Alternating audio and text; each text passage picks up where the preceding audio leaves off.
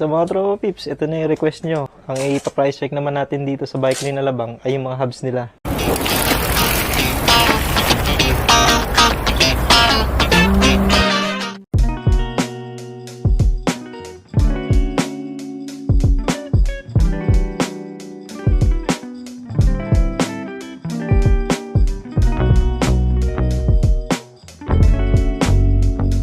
Ito yung mga hubs dito sa bike lane Alabang. Napakadami.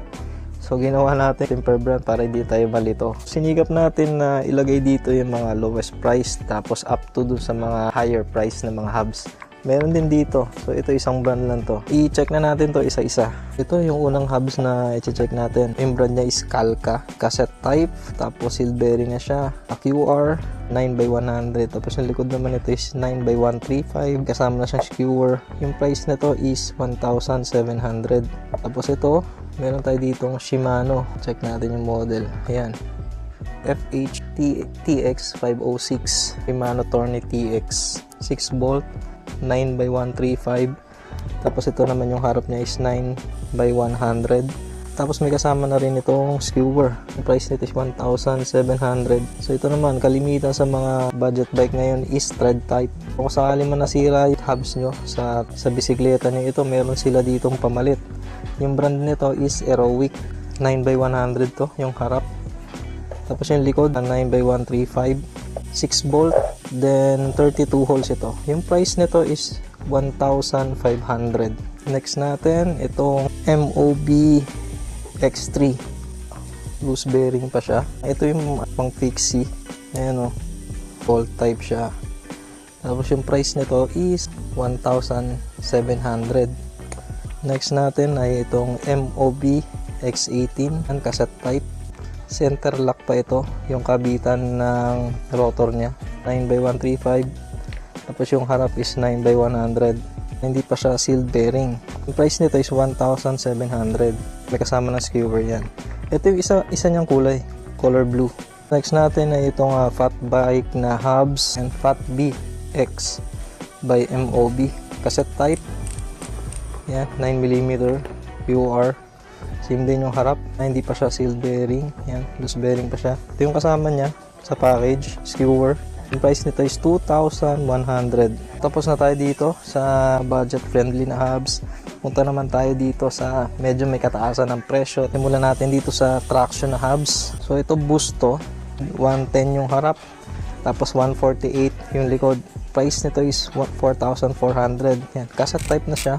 Tapos dito meron tayong Shimano. Dito tayo pumuesto para kita. Lahat ito is microspline kasi diba yung mga 12 speed nila is microspline, hindi siya cassette type. So nag-release sila ng separately sold na panglikod na hubs para do sa gustong gumamit ng 12 speed nila. Meron tayo ditong Shimano FHMT401. So Diori to. Ito yung 9x135 na variant na microspline. Ang price nito is 2,000 pesos. Next natin ay itong FHMT410. So Diori din to, pero ito naman is 12x142. Center lock, same lang din ito center lock. Price nito is 1,800. Next natin ay itong Shimano SLX FHM7110. 12x142 din ito, center lock. Yung price nito is 3,800. Tapos na tayo sa rear, meron tayo ditong nag-iisang front hubs. So ito is boost. Tapos model niya is MT14-B. So Diori din to. Yung price nito is 1,100. Ito, meron pa pala ditong natirang rear. Diori XT na boost, microspline. So pag sinabing boost is 12x148 yung sukat nito, yung hub spacing. Ang gana. Yung price nito is 4,950. Then dito, may nakita tayo nag-iisa sa display nila na pang road na hubs. Yung Shimano 105 ito. Yan, cassette type. Yung model is R7000. Yung price nito is 4,100. Dito naman tayo sa weapon hubs, tsaka dito sa tumataginting na Hope hubs. Start tayo dito sa Savage nila. Yung two colors ang mayroon sila dito, blue tsaka red. Ang price nito is 4,500 with conversion na siya dito sa pangharap na hubs. Kung gusto mong gawin na 15mm through axle yung pangharap mo, may kasama na siya. Pero kung ayaw mo naman, less 650. Next natin ay itong weapon animal. Ito yung ratchet. Yan. May kasama na rin siyang conversion kit para sa pangharap na hubs. Ang price nito is 4,950. Itong color blue is weapon fiber. So yung price nito is 3,500. Ito yung hubs na nakakabit dun sa weapon spear natin. Itong mga hubs ng weapon is seal bearing na yan. Alam ko, request nyo rin na ayan, yung mga tunog niyan. Sa mga tropa piece natin na gustong marinig itong mga to. Pero ako kasi personally, hindi ako maano sa tunog ng hubs eh. Basta nagpa-function lang siya ng maayos, tsaka okay siya. Ulitin ko lang yung mga prices. Weapon Savage is 4,500 with conversion. Weapon Animal is 4,950 with conversion. Then itong Weapon Fiber is 3,500. So kung without conversion, less nyo lang 650. Tapos ito, baka naman. Ito, meron sila ditong Hope hubs. Yung front nito is 15mm through axle. Ang model pala nitong Hope na to is Pro 4. Ito 2 holes, seal bearing na rin. Ang panlikod nito is yun, 12x142. Yan, ito yun. Doon naman tayo sa prices nito. Yung rear hubs nito is 12,800. Then yung pangharap is 5,500. O 12,800 plus 5,500. So yan. Yung isang set ng Hope Pro 4 na hubs dito is 18,300. Tapos na tayo dito, mga tropa pips. So dito naman tayo. Ito, isang brand lang yung naka-display dito. Yung brand nito is Chosen. So simulan natin dito. Ito, sa tropa natin na naghahanap na pangharap na boost, ito meron yung Chosen. Tapos yung price nito is ayan, 2,350. Then next ito, singit lang natin to kasi nag-iisa lang to sa display eh. Novatec. Ayan, 3,500 yung price niya. And cassette type, seal bearings, center lock yung lagayan ng rotor, 9x135, 9x100 yung harap. And yung model D771SB-CL. Tapos yung price nito is yan, 3,500. Ulit-ulit yun. Mukhang nabanggit ko na yata nung umpisa eh. May kasama na rin to skewer. Ito, wala tong kasama kasi ito normally sa fork nandoon yung axle talaga nito. Dito na tayo sa ibang Chosen. Yung model nito, Chosen na to. Yan, nakalagay is A4587B. Ay, masyado maliit, hindi na ma-focus nung camera natin. Price nito is 4,500. Tapos ito yung kulay niya, color black. And 6 bolt, tapos cassette type, 9x135 yung likod, tsaka 9x100 yung harap. Ito yung kasama sa package, skewer.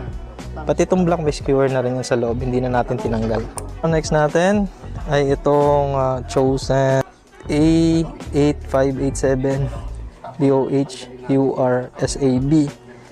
So ayan, yun mismo, napakahaba. Yung price nito is 11,500. 12x142 yung likod nito. Tapos 9x100 yung harap. 6 bolt, 32 holes. Yung kulay niya is purple, then black. Tapos ito yung mga nasa loob ng box. Meron siyang conversion kit for through axle sa front hubs. Tapos itong skewer. Tapos ito yung conversion sa likod. Ayan. Para maging 9mm yan. Linalagay lang na ganyan yan. Kasama na yan sa package nitong hubs na to. Yung price nito, again, is 11,500. Gaan na. Mukhang matibay talaga to. Solid eh. Oh. Yung last na Chosen natin, na check natin dito. Feeling ko ito yung pang all mountain nila eh. Tama, ito nga yun. Medyo may kabigatan siya.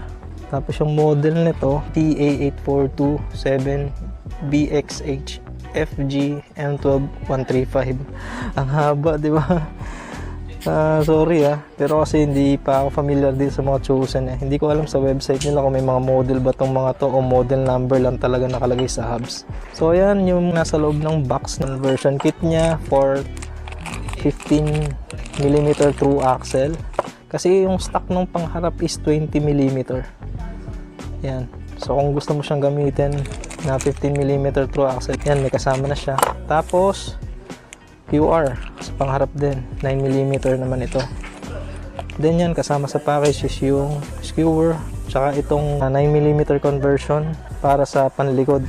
Yan, katulad din ito nung 155th na chinek natin dito kanina. Yan, may katulad din yan kasama niya. Package yung adapter. Kung mga tropa peeps, ito may isisingit lang tayo ditong dalawang hubs na nakaligtaan natin na dapat kasama siya dun sa mga series na mga microspline. So ito yung brand na yun, Fobno. Yan yung price na is 4,900. May dalawang variant yun nandito, naka 9mm QR tsaka naka true axle. So check natin. So ayan, alam nyo guys, sa lahat ng nabuhat ko ng mga hubs na microspline tsaka cassette type, compare sa weight nito, napakagaan niya. Yan, 6 bolt, may kasamang skewer. Tapos ito yung isang variant niya na naka true axle. Grabe, pag hinawakan talaga ang gaan niya. Microspline yan, same lang din ito, 12x142. Tapos itong nasa harap is 15x100. Price nito same lang din, 4,900. So yun lang naman tropa peeps yung isiningit natin na nakaligtaan natin do sa first batch na naka microspline. So yan yung mga hubs dito tropa peeps sa Bike Lane Alabang. Kung may nakalimutan man ako, don't hesitate to comment your questions sa comment section natin. Kung may katanungan naman kayo dito sa mga specification ng hubs na to, kontakin nyo na lang mismo directly si Bike Lane Alabang. Sana nag-enjoy kayo sa video natin ngayon. Salamat sa suporta. Kita-kits tayo sa susunod na video. Ride safe sa inyo at God bless.